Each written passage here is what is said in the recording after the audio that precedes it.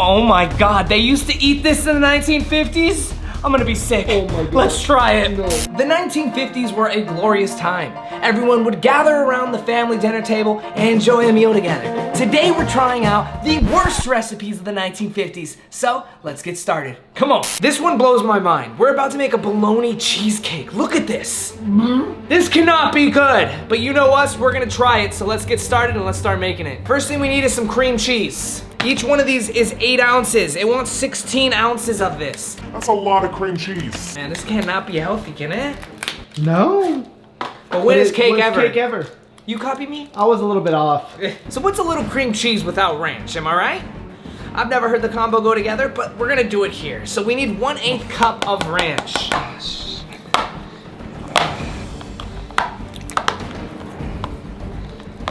Ooh, looks like ice cream.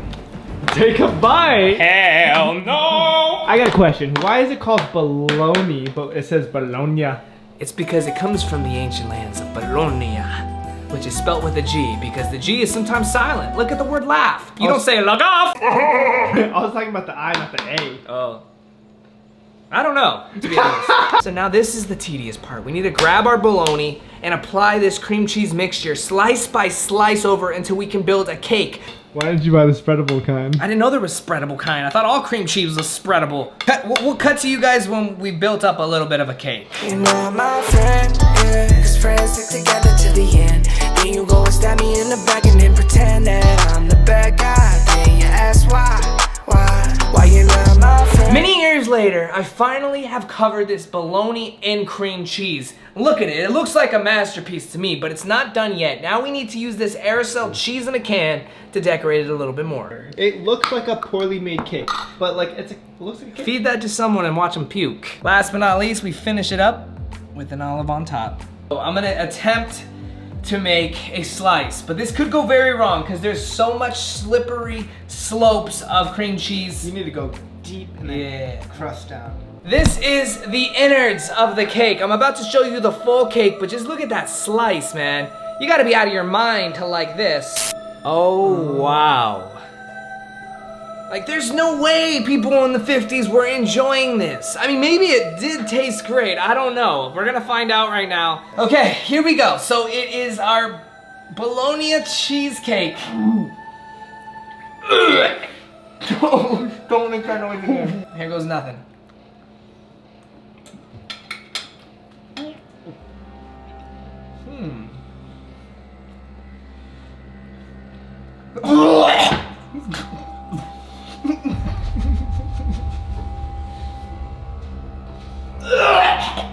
Come on, don't do it. Don't do it. Stop! Right now! This one is a no-go. Do not try this one. The bologna itself has the worst texture of meat I've ever had in my life. Because it's not real meat, it's toenails and bones and everything. It's disgusting. And then not to mention the layers and layers of cream cheese. It's just way too much. It really just pushes me overboard. Come on, stop it, man. Cut it out. If there's one thing that I'm glad went out of style, it's ham and banana hollandaise. I mean, look at this. What? There's no way that this can be good. We're gonna have to find out. Here's the ingredients we're gonna need to make it. What you see is what you get here. According to the directions from the 50s, it says the first thing you need to do is preheat the oven to 400 degrees. I didn't even know they had ovens in the 50s. Lightly butter 2-quart shallow baking dish. This is something they didn't have in the 50s. So we're gonna use it because we have it today in today's day and age. So let's peel our bananas. Take the little stringies off the banana though. No one wants to eat that. Oh, are you kidding me? I've been eating these all my life. You open a banana like a damn monkey. I am a monkey. You don't even take the little black knobs off the end?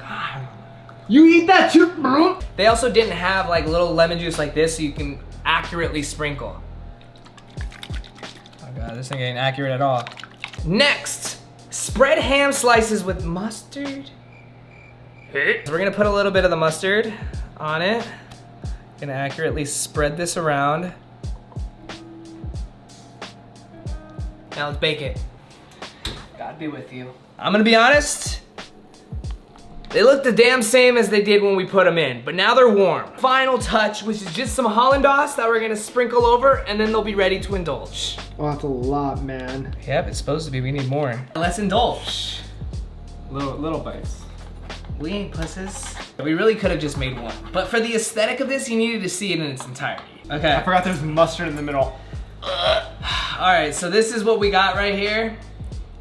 Does it smell bad? It smells pretty good. I'm not gonna lie. The mustard gives it that little bit of mustardy tang to it, and it's actually smelling pretty good. Let's try it. Whole thing.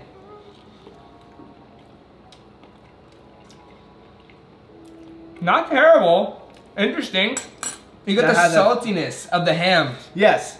Mixes with the banana sweetness. It's like the banana is so mushy. I kind of want more though. I kind of want more too. I really want to get the flavor of this going. I don't really taste the hollandaise though. It's not half bad. Not bad. Not good. Great. But not bad. Talk about gross looking. This is the Jellied tomato refresher. I mean, look at this thing. Oh gosh, okay. So for the directions, it literally says, sprinkle some gelatin over some cold water to soften. So place this to the side for a second. So now we need to add 3 cups of tomato juice. So let's sweeten it up and turn it into ketchup with some sugar. 2 teaspoons of sugar.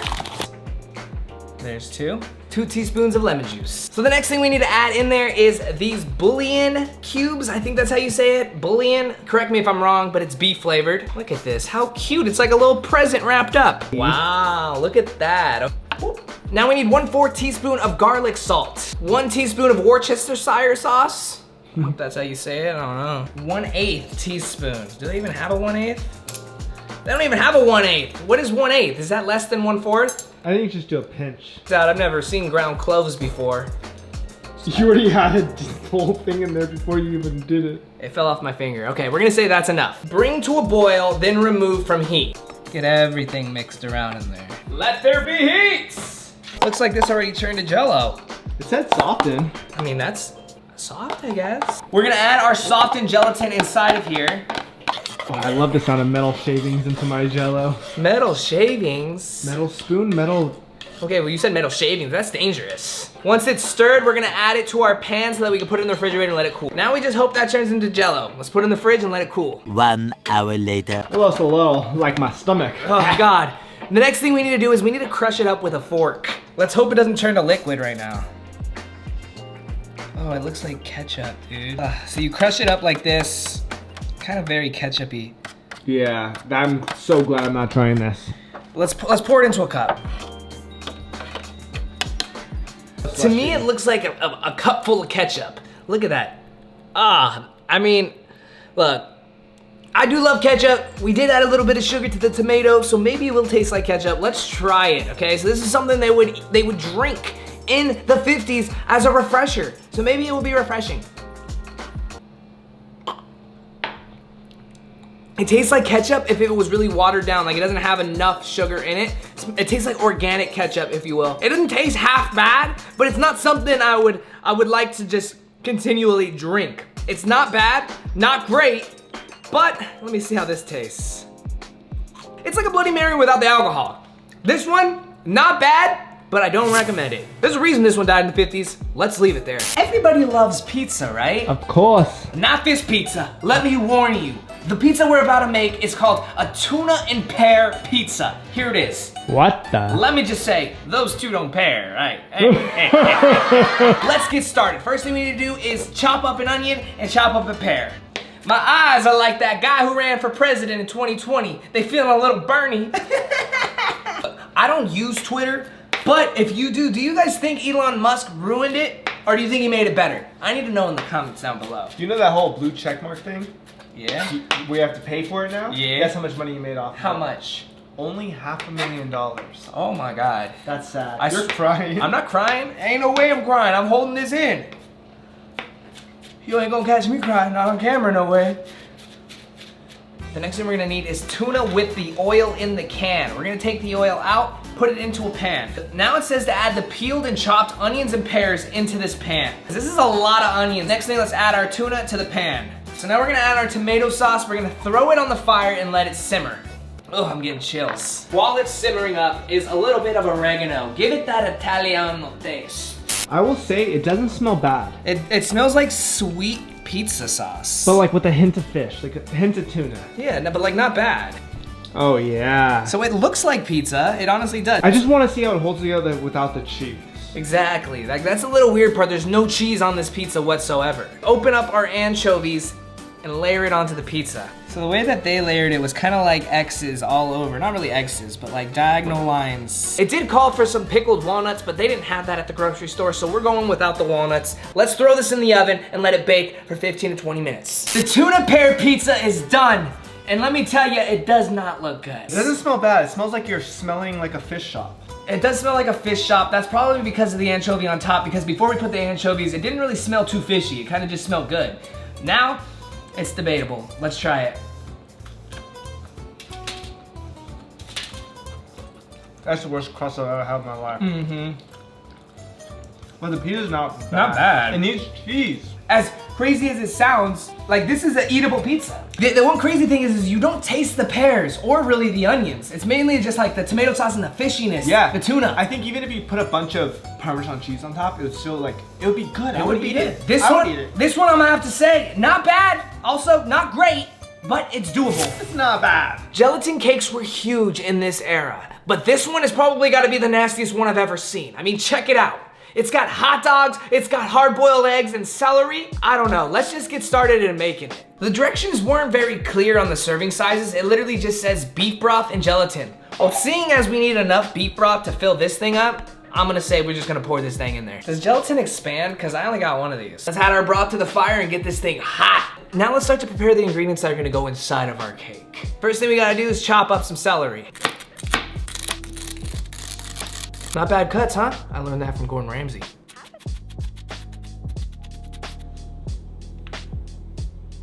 Just wiped my ass with these fingers. Mmm.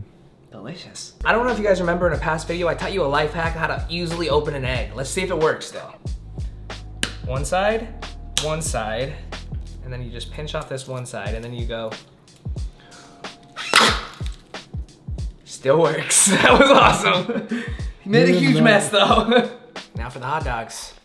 Dang, you're gonna leave them that thick? Yep. Oh my god. I'm just following the recipe. There's a reason why the 50s gone and past. Yeah, I never heard anyone say, let's go back to the 50s, have you? Hell no. Exactly. So we got some hot beef broth right now. Check this out. That's a lot of broth, I would say. So with these, it says per cup you add 1 envelope of gelatin. Seeing as we have about 6 cups of beef broth in there, we're gonna go for 6 packets and hope to God it turns into gelatin.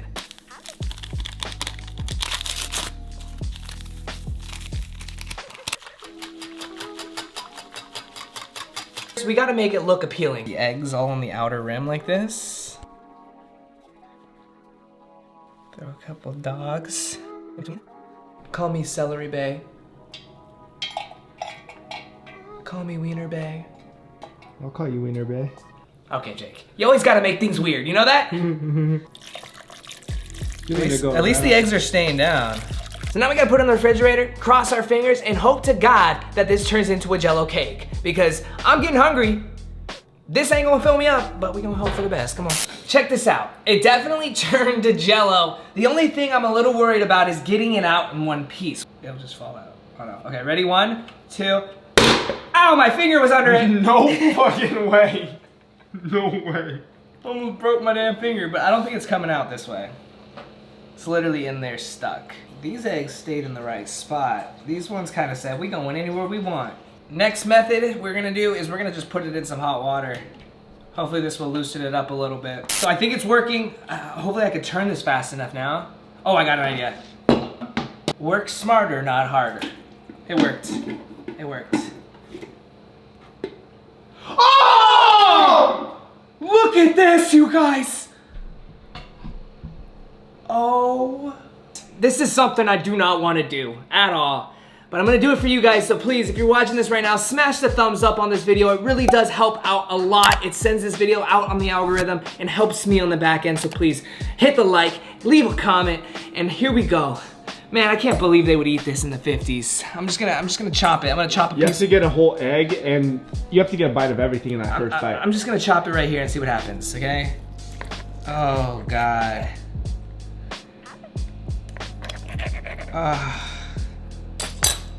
Throw it down, baby. Ain't no way this is gonna be thrown down, but I'm gonna try my best. All right, guys, please subscribe to Please just subscribe. It doesn't cost you anything. Just hit the subscribe button for what I'm about to do. Pray for me, y'all. Nice. Oh my god. Oh my god. No. I do something, I'm gonna throw up.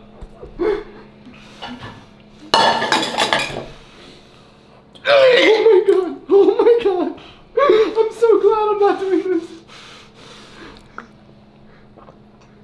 There's no way! There's no way anyone in the 1950s would eat this and enjoy it. This has got to be the worst recipe of the entire 1950s. This is disgusting. That is the worst thing I've ever eaten in my entire life. There you have it, the worst recipes of the 1950s. Do you want to see me try this with different eras? Let me know in the comments down below which era recipes I should try next. That wraps up this video. Hope you enjoyed. Hit the like, hit the subscribe, pick up the merch, BrennenTaylor.com. And until next time, I'll see you later. Peace. I don't wanna